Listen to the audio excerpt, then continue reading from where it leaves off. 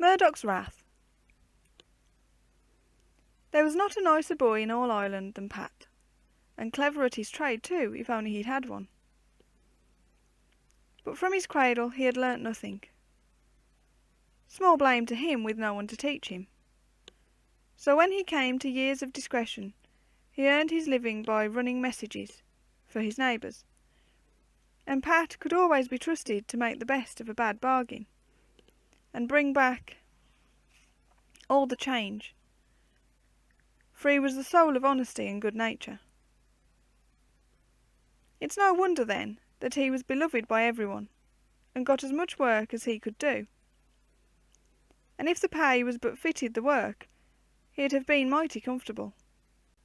But as it was, what he got wouldn't have kept him in shoe leather, but for making both ends meet, by wearing his shoes in his pocket, except when he was in the town, and obliged to look genteel for the credit of the place he came from. Well, all was going on as peaceable as could be, till one market day, when business, or it may have been pleasure, detained him till the heel of the evening.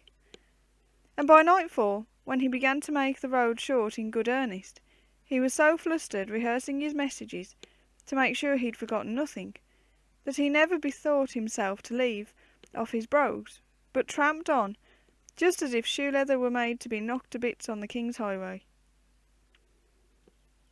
And this was what he was after saying: a dozen hanks of grey yarn for Mrs. Murphy, 3 gross of bright buttons for the tailor, half an ounce of throat drops for Father Andrew, and an ounce of snuff for his housekeeper, and so on. For these were what he had been sent to town to fetch, and he was afraid lest one of the lot might have slipped his memory. Now everybody knows there are 2 ways home from the town, and that's not meaning the right way and the wrong way, which my grandmother, rest her soul, said there was to every place, but one that it's not genteel to name. There could only be a wrong way there, she said. The 2 ways home from the town were the highway and the way by Murdoch's Rath. Murdoch's Rath was a pleasant enough spot in the daytime, but not many persons cared to go by it when the sun was down. And in all the years Pat was going backwards and forwards, he never once came home except by the high road, till this unlucky evening, when just at the place where the 2 roads part, he got, as one may say, into a sort of confusion. "Halt," says he to himself, for his own uncle had been a soldier, and Pat knew the word of command. "The left-hand turn is the right one," said he. And he was going down the high road as straight as he could go, when suddenly he bethought himself, "And what am I doing?" he says. "This was my left hand going to town, and how in the name of fortune could it be my left going back, considering that I've turned round? It's well that I looked into it in time." And with that he went off as fast down the other road as he started down this. But how far he walked he never could tell, before all of a sudden the moon shone out as bright as day, and Pat found himself in Murdoch's Rath. And this was the smallest part of the wonder, for the Rath was full of fairies. When Pat got in they were dancing round and round till his feet tingled to look at them, being a good dancer himself, and as he sat on the side of the Rath and snapped his fingers to mark the time, the dancing stopped, and a little man comes up, in a black hat and a green coat, with white stockings and red shoes on his feet. "Won't you take a turn with us, Pat?"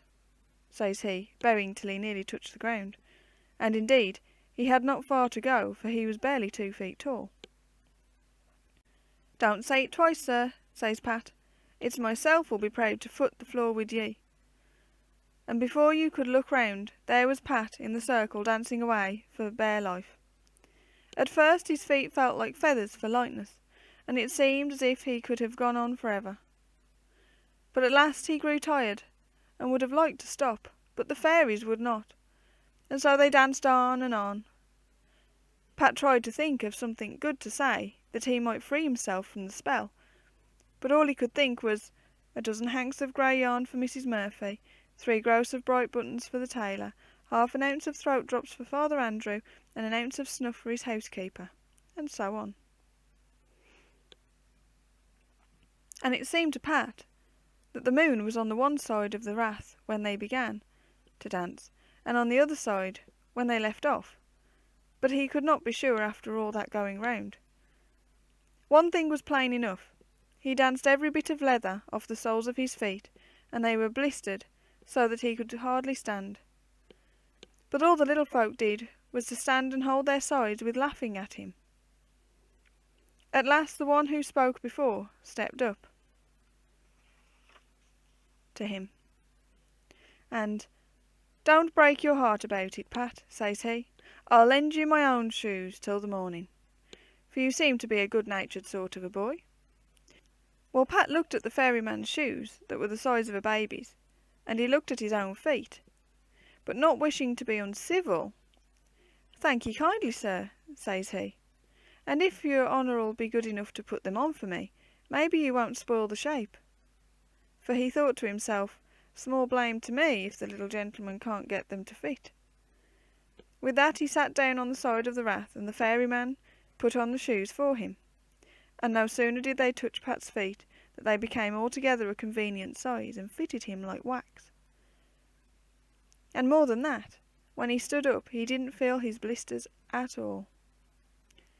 "Bring 'em back to the Rath at sunrise, Pat, my boy," said the little man, and as Pat was climbing over the ditch, "Look round, Pat," says he, and when Pat looked round, there were jewels and pearls lying at the roots of the furze bushes on the ditch as thick as peas. "Will you help yourself, or take what's given ye, Pat?" said the ferryman. "Did I ever learn manners?" said Pat. "Would you have me help myself before company? I'll take what your honour pleases to give me, and be thankful." The ferryman picked a lot of yellow furze blossoms from the bushes and filled Pat's pockets. "Keep 'em for love, Pat, my darling," said he. Pat would have liked some of the jewels, but he put the furze blossoms by for love. "Good evening to your honour," says he. "And where are you going, Pat dear?" says the ferryman. "I'm going home," says Pat, and if the ferryman didn't know where that was, small blame to him.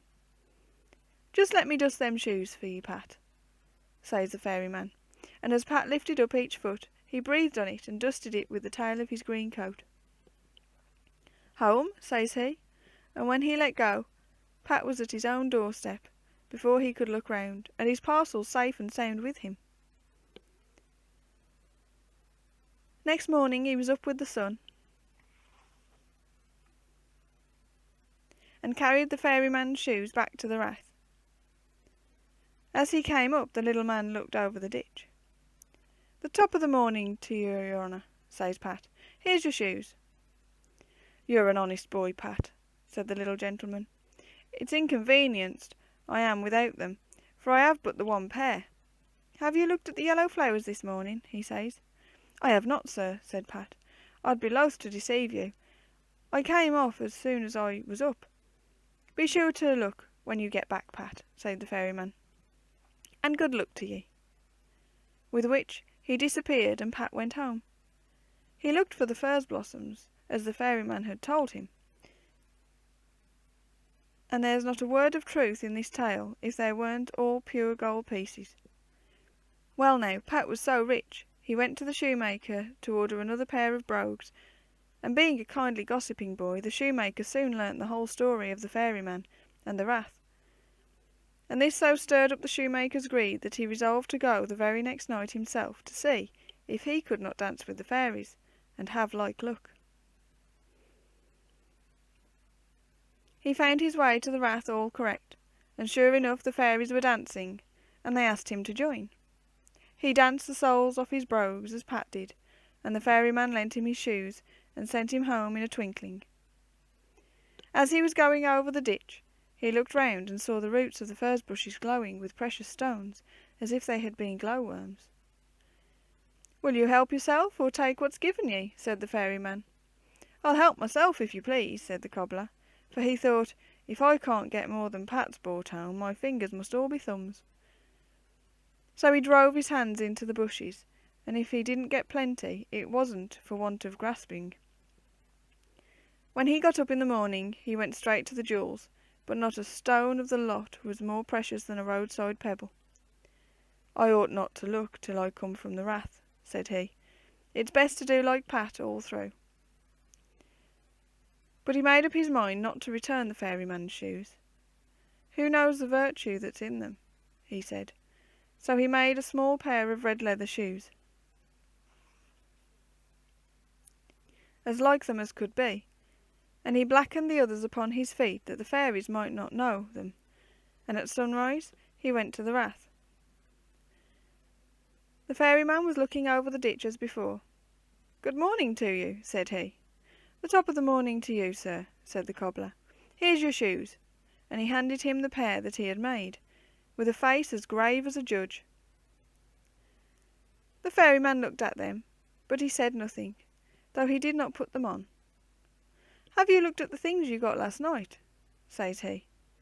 "I'll not deceive ye, sir," said the cobbler. "I came off as soon as I was up. Sorra peep I took at them." "Be sure to look at them when you get back," says the fairyman, and just as the cobbler was getting over the ditch to go home, he says, "If my eye don't deceive me," says he, "there's the least taste in life of dirt on your left shoe. Let me dust it with the tail of my coat." That means home in a twinkle, thought the cobbler, and he held up his foot.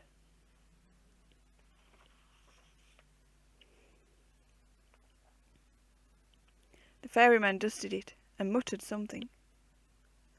The cobbler did not hear. Then, "Sure," says he, "it's the dirty pastures that you've come through, for the other shoes as bad." So the cobbler held up his right foot, and the fairyman rubbed that with the tail of his green coat.